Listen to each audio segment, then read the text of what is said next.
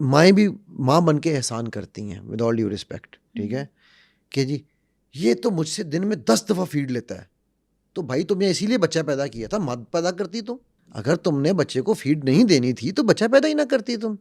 अब उस बच्चे पर तुम एहसान भी चढ़ा रही हो और गुनाह भी कमा रही हो। गुनाह भी कमा रही हो, और उसके बाद हो क्या रहा है। चलो मैं आज आपको एक और इंटरेस्टिंग चीज़ बताता हूँ। जी। मैंने आपको बताया ना कि ये जो वाइब्रेशंस है, माँ के पेट में बच्चा हाफ साइकिल पे वाइब्रेट करता है उसका ब्रेन, बिल्कुल। ठीक। एक मैं आपको मेरे उस्ताद का एक किस्सा है वो सुनाता हूँ। उनके पास एक केस आया एक बंदे का, ठीक है, और वो कहने लगा कि जी वो तकरीबन 30-35 ईयर्स का था, ठीक है, गालिबन आप इलाका गैर से था वो बंदा, अच्छा। ठीक है, ठीक। तो वो शादी नहीं करा रहा था कि जी मैं शादी नहीं करानी। तो उन्होंने उससे पूछा कि भाई कोई कोई और प्रॉब्लम तो नहीं है, खुल के बता दो। हाँ। उसने कहा नहीं सर, खुदा का कसम कोई प्रॉब्लम नहीं है। थोड़ा सा पछता में बोलेगा ना, ठीक है। उसने कहा क्या मसला है? फिर कहते सर आपके साथ बैठ के बात करता है ना, हम शेर है, इधर एक आदमी और बिठाओ, हम फिर भी शेर है, तीसरा आदमी आएगा हम थोड़ा सा डरेगा, सर अगर 5 आदमी होगा ना हम भाग जाएगा यहाँ से। मैंने कहा अच्छा ठीक है। उन्होंने उसको अंडर हिप्नोसिस सेशन कराया।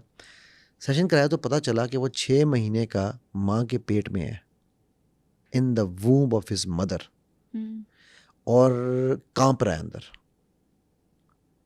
उसको नहीं पता बाहर क्या हो रहा है। उसको हिप्नोसिस से निकाला। उसे कहा कि अपनी माँ को फ़ोन करो, पूछो कि जब तुम 6 महीने की प्रेग्नेंट थी मेरे साथ तो क्या हुआ। उसकी माँ कहती है हाँ वो खुद तुम्हारा चाचा का शादी था, इधर सब मोटर चलता था, क्लैशनकोप चलता था, हम 3 औरत 4 औरत अंदर बैठ के डरता था बहुत। 6 months प्रेग्नेंट माँ, उसके पेट में बच्चे की ज़िंदगी में एंड तक वो खौफ बैठ गया। ठीक है, अब सोचो कि जुल्म कहाँ से शुरू हो रहा है? माँ के पेट से। माँ के पेट से। यहूदियों की मैं एक बात बताऊं आपको, उनकी जब बीवियां प्रेग्नेंट होती हैं वो मैथ्स पढ़ती हैं। इसके पीछे क्या लॉजिक है? भाई आप जो चीज़ माँ कर रही होगी ना, बच्चे के अंदर वो चीज़ जा रही है। हिसाब किताब में वो पक्का होगा। हिसाब किताब में ये साइंसेस पढ़ती हैं, बेसिकली वो साइंसेस पढ़ते हैं, ज़्यादातर मैथ्स पढ़ते हैं, but sciences, maths is the mother of all sciences ना टेक्निकली, ठीक है। तो उनका कॉन्सेप्ट ये है कि वो अच्छी चीज़ें देखते हैं, वो नेगेटिव मूवीज़ गंदी नहीं देखती, वो हॉरर मूवीज़ नहीं देखती, वो कुछ तरह नहीं देखती, पार्टियां तर्क कर देती हैं, सब गलत कुछ, महफिलों में जाना छोड़ देती सब हैं। कुछ, कि जी ये एक ज़िंदगी आ रही है जिस ज़िंदगी को हमने बेस्ट बना के निकालना है। यार उनको तुम गालियाँ देते हो, उनसे कम से कम कोई अच्छी चीज़ तो सीख लो।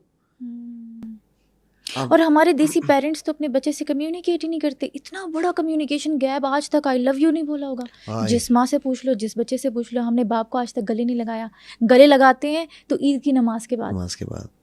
मैं ना इस पे भी अगेन पहले आपको सीरत वाक़या सुनाता हूँ, फिर मैं आपको एक मैं सेशन, चलो मैं पहले एक जगह पर एक सेशन कर रहा था, तो सेशन के बाद मैंने यही बताया कि जी मेरा बेटा, जब मैंने बेटे वाला किस्सा सुनाया ना, मैंने कहा मुझे अल्हम्दुलिल्लाह मेरे अल्लाह की तरफ से पहली खुशी और कामयाबी तब मिली जब 5 साल लगे। 5 साल बाद मेरे बच्चे ने आके मुझे सीने से लगाया, चूमा और कहता है यार अब्बू आई मिस यू यार। मैं कहीं गया हुआ था, वहाँ से आया ना, आप क्यों चले जाते हैं यार, ठीक है। तो ये वही बच्चा था जिसके मुँह में मैंने चम्मच डाला था मिर्चों का। तो मैंने कहा ये मेरी कामयाबी है। तो ये मैंने किस्सा सुनाया, तो बंदा मेरे पास आया, कहता है सर मेरे 7 बच्चे हैं, ठीक है, 4 बेटे हैं और 3 बेटियां हैं। सर मैंने बेटियों को तो चूम लेता हूँ, सर मैंने बेटों को आज तक अपने करीब नहीं आने दिया। मैंने कहा यार मेरे नबी सल्लल्लाहु अलैहि वसल्लम के पास एक अरबी आया बद्दू, और आके आप सल्लम हज़रत हसन के साथ खेल रहे थे और हज़रत हुसैन के साथ, हसनैन दोनों के साथ खेल रहे थे, तो और उसको चूम भी रहे थे। तो उसने देखा तो उसने कहा यार रसूलुल्लाह आप इनको चूम रहे हैं, ठीक है, तो हम तो अपने बच्चों को हाथ भी नहीं लगाते। तो मैंने कहा यार भाई मैं आपको वही उन जवाब दूंगा जो मेरे नबी सल्लल्लाहु अलैहि वसल्लम ने जवाब दिया था। उन्होंने कहा था अगर जो मखलूक के साथ रहम नहीं करता, अल्लाह उसके साथ रहम नहीं करता। तो अगर तेरे दिल में रहम नहीं है, और उसके लिए वो जो तेरा अपना है, अपना बच्चा है, तो तू तेरे साथ तू कैसे रहम की उम्मीद, तू किसी के साथ भी रहम नहीं करेगा और वो तेरे साथ रहम नहीं करेगा।